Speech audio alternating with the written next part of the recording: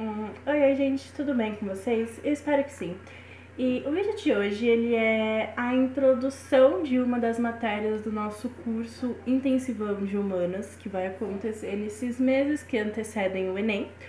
E para começar o curso de uma maneira bacana, tipo um pouco mais relax, eu decidi começar a parte de história, introduzindo, né, de maneira bem simples, a parte dos estudos históricos, né? Então eu vou contar para vocês um pouquinho qual que é o papel do historiador, como que o historiador trabalha com as fontes que ele tem, o que o historiador faz para descobrir se aquele fato ele é uma verdade ou ele é uma mentira. Então, assim, essa parte ela é mais introdutória e ela é importante não porque ela cai literalmente no Enem, é porque a partir dela a gente vai começar a ver e entender alguns mecanismos que a história se utiliza para descobrir os fatos e as coisas que acontecem ao redor do mundo, ao redor de si mesmo, tá?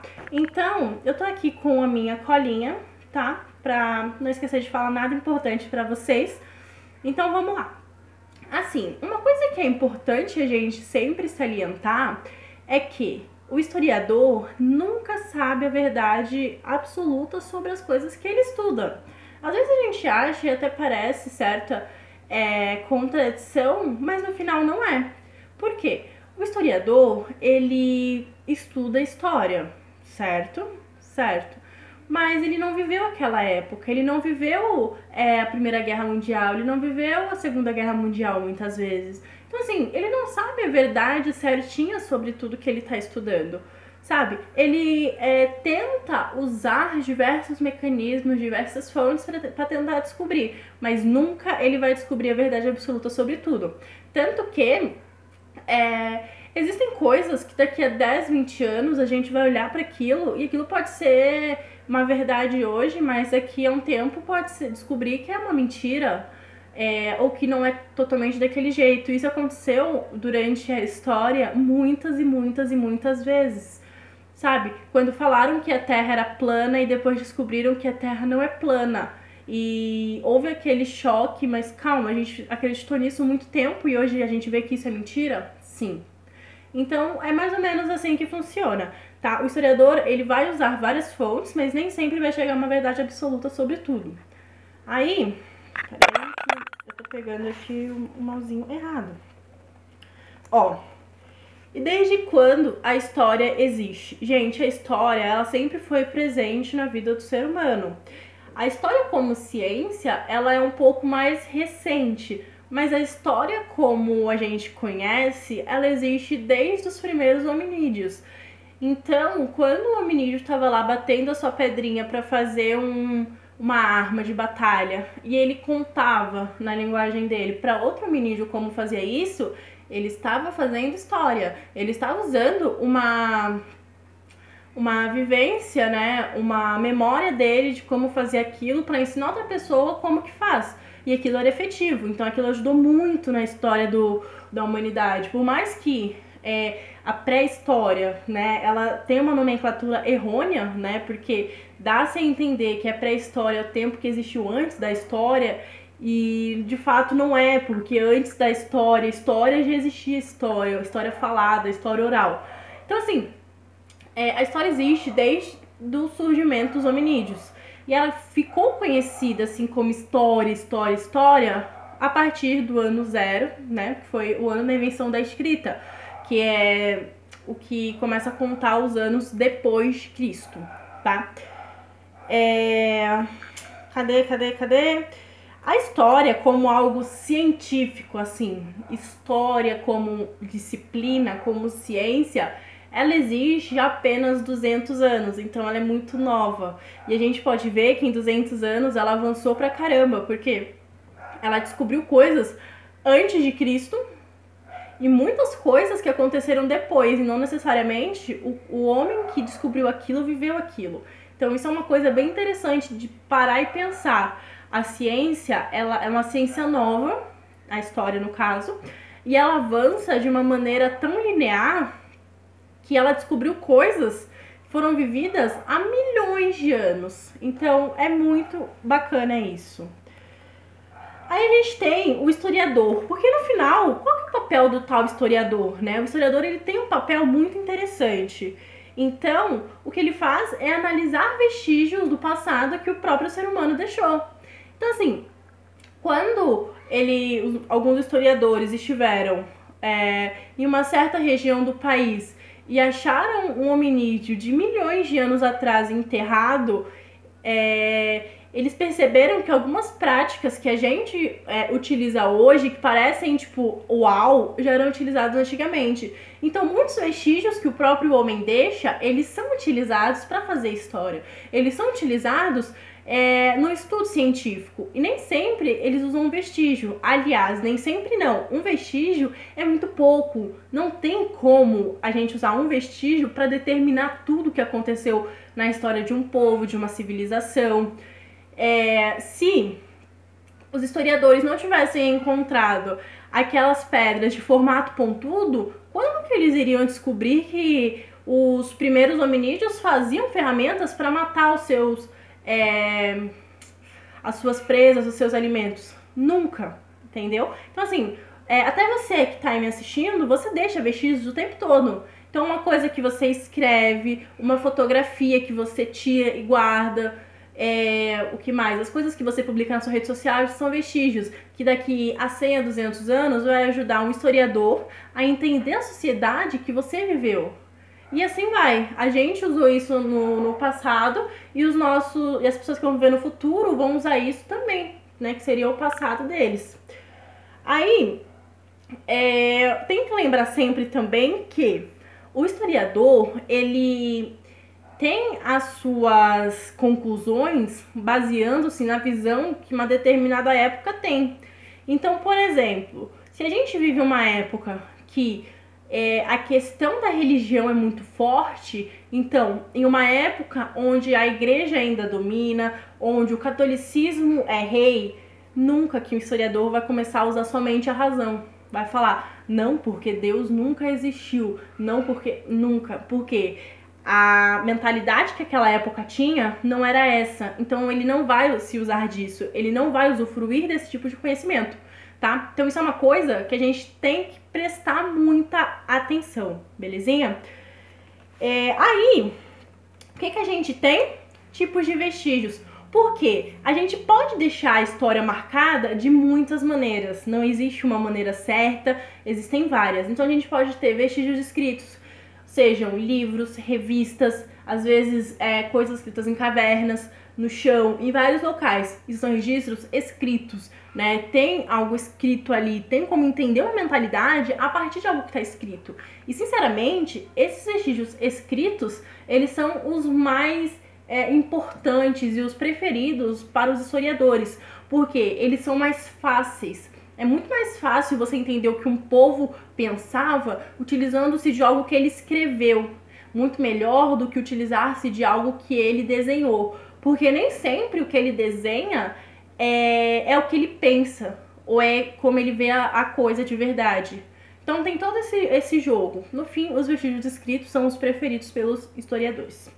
Temos também vestígios arqueológicos, né? Seriam museus, casas, monumentos. Por exemplo, lá no Egito, aquelas pirâmides gigantes onde os faraós viviam, né? Porque não estão mais vivos. Eles são vestígios arqueológicos.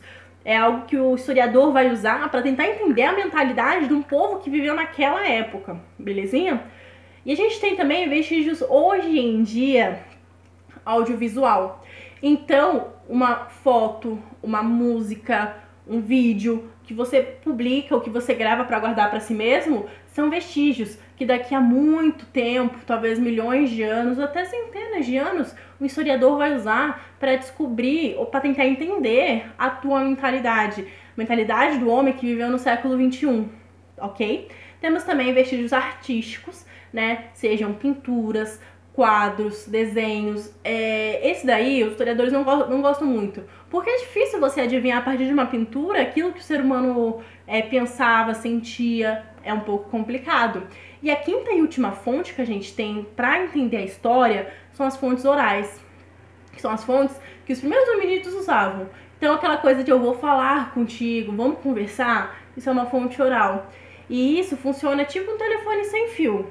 E é por conta desse tipo de telefone sem fio que o historiador não tem total certeza de tudo que acontece. Porque no telefone sem fio, repare bem, um cara fala uma frase A e normalmente chega uma frase B quando ele tem que repetir a frase que foi falada. Nunca a informação vai chegar 100% como ela foi dita.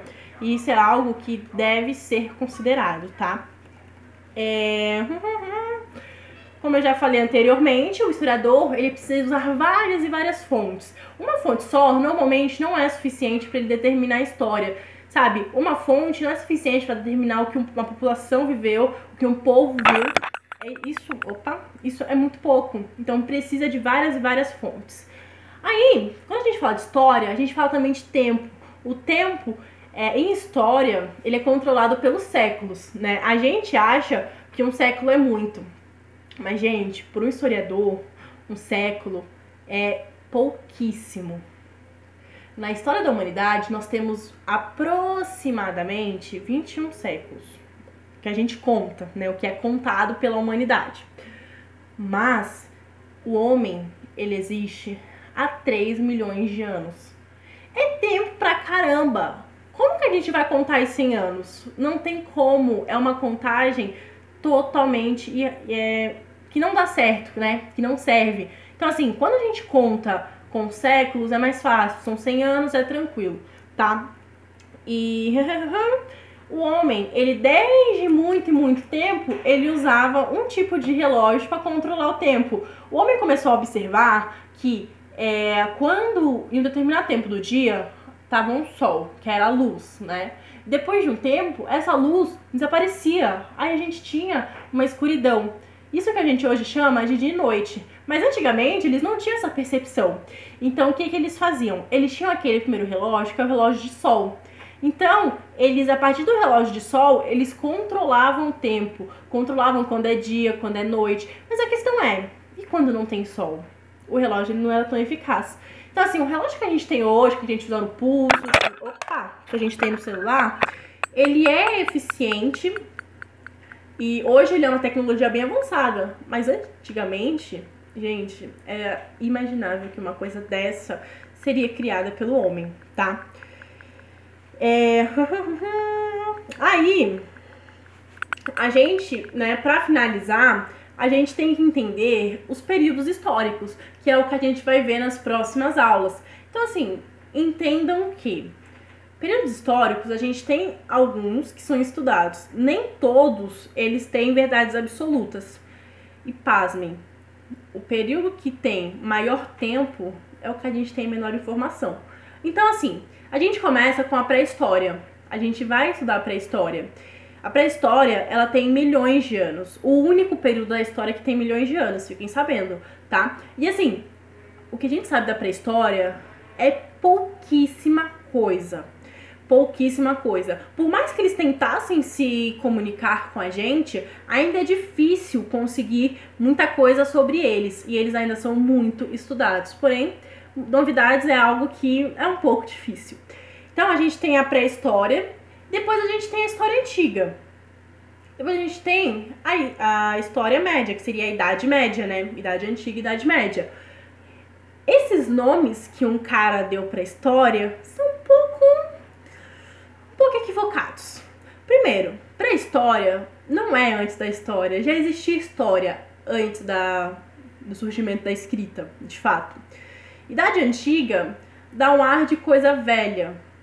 E a Idade Antiga não é uma coisa velha. Vamos falar também de Idade Média. O médio é aquele mais ou menos. Cara, não, a Idade Média, por mais que ela tenha o nome de Idade Média, tem aquela coisa de castelos, meu Deus, a Idade das Trevas, não foi isso, gente. Então, assim, a gente hoje tem uma visão um pouco preconceituosa com relação aos períodos históricos, não devemos, tá? Depois da Idade Média, nós temos a Idade Moderna, que tem um ar de, nossa, a gente começou a se modernizar a partir da Idade Moderna? Mentira, não creio nisso. E temos a Idade Contemporânea, que é a idade que a gente vive hoje. A Idade Contemporânea, ela vai se atualizando ao passar do tempo. E assim, ela vai se tornando cada vez mais estudada. Ela é uma coisa, a história, a idade contemporânea é a idade, o período histórico que a gente mais sabe, porque com essa tecnologia, com esses mecanismos, a gente tem sim muita fonte para registrar a história. Belezinha? Então assim, gente, essa aula ela foi mais um panorama global da história, então para você entender o que é história, só uma introdução tranquila. A partir da próxima aula já vamos começar com a pré-história. A pré-história é o período mais curto, né? A aula mais tranquila que a gente tem, porque é só entender a questão da civilização pré-histórica. Então, assim, tranquilo. E aí a gente vai começar com os períodos históricos a partir do surgimento da escrita, né? E é isso. Então, assim, se você gostou dessa aula, gente, dá uma força, deixa seu like, se inscreva no canal e ative o sininho. Se você é novo por aqui, seja muito bem-vindo. Me siga nas redes sociais e, mais uma vez, deixe seu like. Muito obrigada por ter assistido até aqui. Tchau, tchau!